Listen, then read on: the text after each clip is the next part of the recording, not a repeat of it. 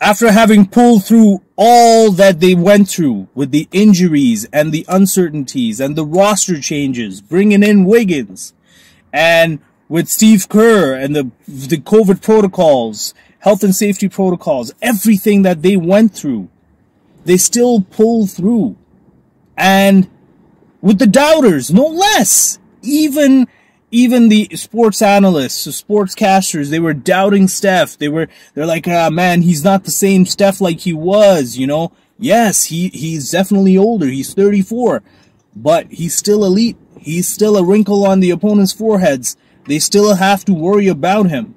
Of course, even Klay, there were doubts about him. Now, mind you, Klay, I gotta say, the way he's been playing in these playoffs, even especially in the finals series, I've noticed, he's got to get out of his head. And I get it. The kind of injury he had, he was almost like a vegetable. He couldn't move for quite a bit. So for him to come back and play and the way he is, I mean, that in itself is impressive, but he was kind of forcing the issue. And I get it, especially being a shooter like him. You know, shooters shoot, right? Sometimes you just got to shoot yourself out of that slump. But I felt like he was just really forcing the issue. And yes, it does kind of help that, because now you have to have the defense be honest to you. Like, they have to play defense on you now. But at the same time, if you're missing a lot, it may end up hurting your team too. But hey, they won the championship. It worked. They won. They didn't win without him. We gotta admit that. 2 years. They did not win without him. He comes back. They make it to the finals. They even win in the finals, right? But again, let's not take away from what Draymond did, from what Jordan Poole did. And of course, our very own Canadian, Andrew Wiggins, his contributions. Now, Draymond, you know, there's a lot of hate for this guy, and I can see why. He's one of those, he's kind of like almost at the Marcus Smart, you know, sphere for me. But I gotta say, like, I don't hate him as much as I do Marcus Smart or Pat Beverly. Okay, maybe hate is a strong word. I don't necessarily like their style of play. I mean, even Dre can be, Dre is like a tech magnet. I get it. But what he does, he has certain things that these guys don't, that Marcus Smart and Pat Beverly don't. And those are the intangibles. Like, you know, yes, they all work hard. They all hustle. But Dre he can rebound the ball better. He sees the floor better. He has a higher IQ than these two. And, you know, if he really wanted to, he could shoot the ball, but he doesn't, because again, he's the decoy. And I get that. And that is exactly what happened in this game, in this final game, game 6. They sagged off of him, and whenever they sagged off him, he hit him. He made him pay. Just like in Mark Jackson's immortal words, hand down, man down. And so that's exactly what happened, you know. So Draymond, in this game, what his contributions were on the defensive end and even running the offense, pushing the pace, those were key. They were key to them winning. If he's not setting those screens for Steph to run around, Steph's not scoring, I would say, maybe 30 or 40% of those points without Dre's screens. Of course, without Dre even feeding him the ball at the right time, Steph is not scoring those points. Mind you, I'm not taking anything away from Steph. Steph is still making himself, his off-the-ball action is elite. Probably the best in the NBA.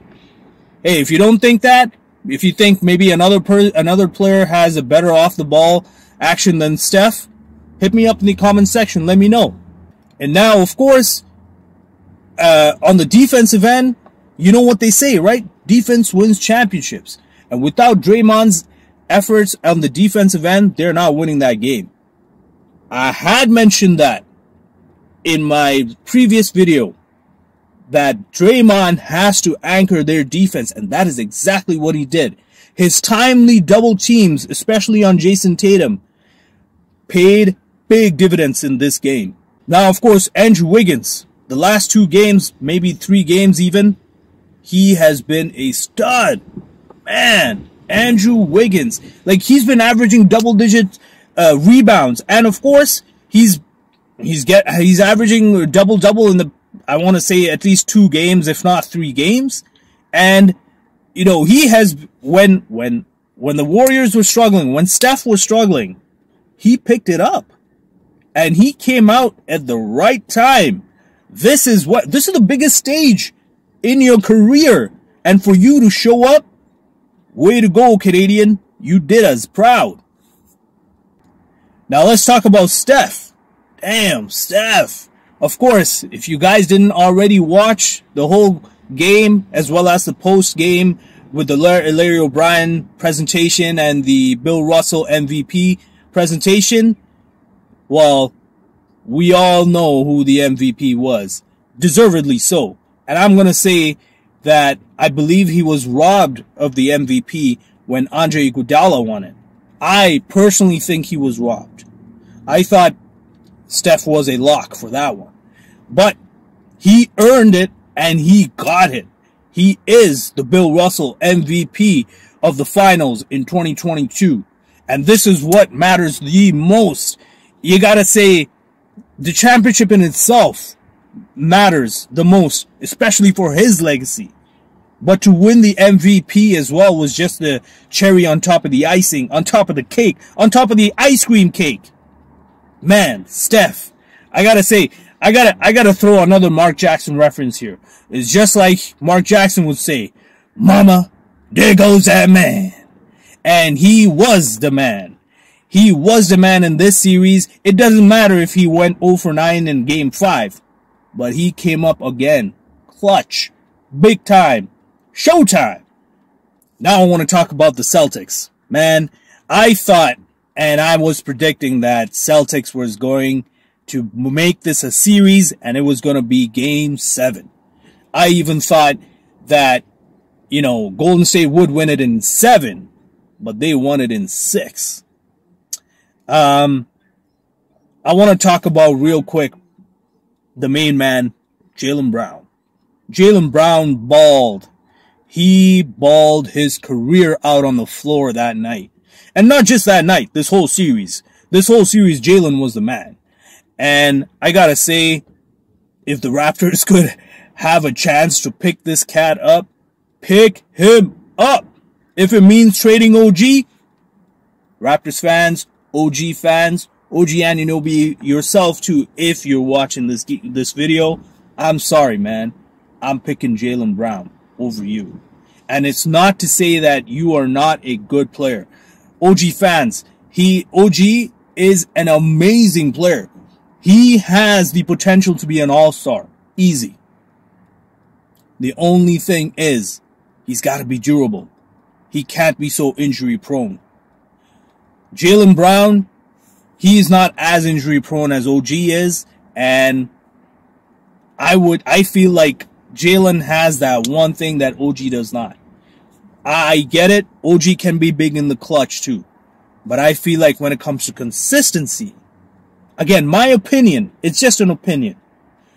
I feel, from what I've seen, I feel like Jaylen is more consistent when it comes to performance and coming up big in clutch moments than OG is. You know, Jaylen was the man in the series. I mean, he did everything he could. Hell, he had the same amount of points as Steph did in that last game. And, but it just wasn't enough. And there was a big reason for it. Why? I'm going to talk about that big reason in a bit. Now let's talk about Al Horford, the veteran. My goodness. He was amazing in these playoffs. But especially in this series, he helped Boston win. Whenever Boston won, it was because of him and of course because of Jaylen Brown. But he came up big. In this game, he did everything he could. He even brought them within striking distance. I mean, he had a double-double. He had like 14 boards. I don't know how many points he scored, but he did everything he could in his power to force a Game 7. It just wasn't enough. Now, I don't know if he's going to retire. I feel like he might try to come back for another season, maybe run it back with the Celtics. I don't know.